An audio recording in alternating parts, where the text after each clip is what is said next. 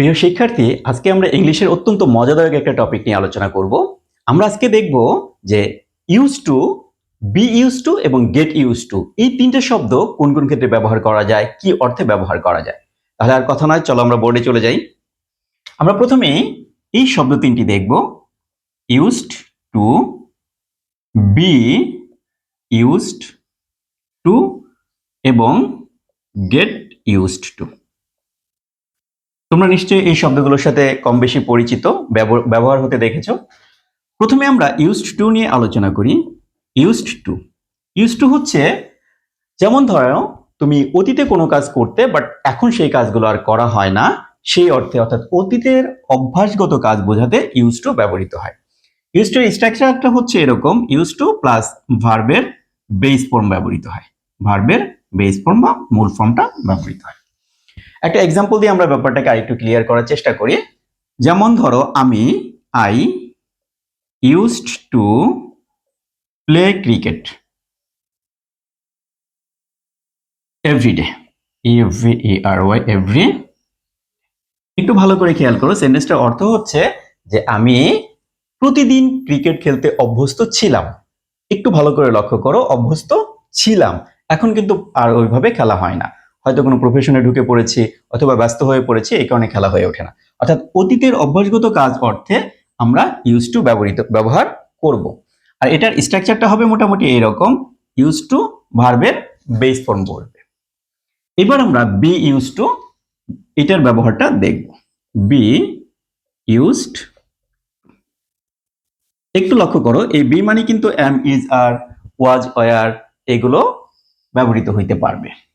তো B use two হচ্ছে, ধরো কোনো কিছুর সাথে অভ্যস্ত হয়ে উঠছি আমরা, কোনো কিছুর সাথে অভ্যস্ত হওয়া অর্থে এই বি ইউজ টু ব্যবহার করা হয়। এটার গঠন প্রণালী হচ্ছে বি ইউজড টু, এর পরবর্তীতে নাউন বসতে পারে অথবা ভার্ব বসতে পারে। যদি ভার্ব বসে তাহলে এই ভার্বের সাথে আবার আইএনজি ফর্মটা বসবে। আমরা একটা এক্সাম্পল দিয়ে ব্যাপারটাকে পরিষ্কার করার চেষ্টা করি। যেমন ধরো, she is used too hot weather. আমাদের প্রচুর গরম আবহাওয়া এখন, তো সে এই হট ওয়েদারের সাথে অভ্যস্ত, অর্থাৎ এটা সচরাচর সে এটা ফেস করে থাকে। তাহলে আমরা বুঝতে পারলাম বি ইউজ টু কখন ব্যবহার করা হবে। বি ইউজ টু ব্যবহৃত হবে কোনো কিছুর সাথে অভ্যস্ত হয়ে যাওয়া অর্থে ব্যবহার করা হবে। আর এটার গঠনটা কেমন হবে, বি ইউজ টু, এর সাথে নাউনও বসতে পারে, ভার্বও বসতে পারে। যদি ভার্ব বসে তাহলে ভার্বের সাথে আইএনজি ফর্মটা ব্যবহৃত হবে। এইবার চলে আসি আমরা গেট ইউজড টু এই ওয়ার্ডটার ক্ষেত্রে। এর মানে হচ্ছে কোনো কিছুর সাথে ধীরে ধীরে অভ্যস্ত হয়ে যাওয়া।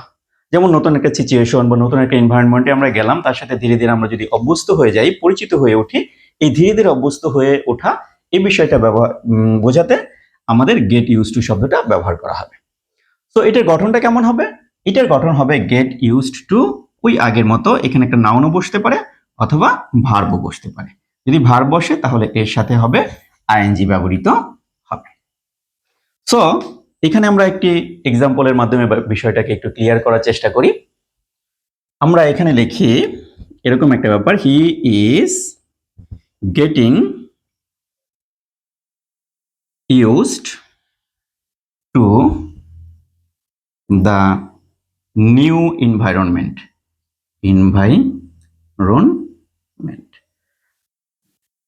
অর্থাৎ সে ধীরে ধীরে নতুন এনভায়রনমেন্টের সাথে অভ্যস্ত হয়ে উঠছে।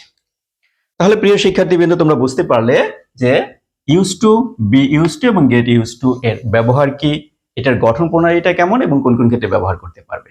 আজকে এই পর্যন্তই। পরবর্তী ভিডিওতে তোমরা লক্ষ্য রাখো, আরো মজার মজার টপিক নিয়ে আমি চলে আসবো।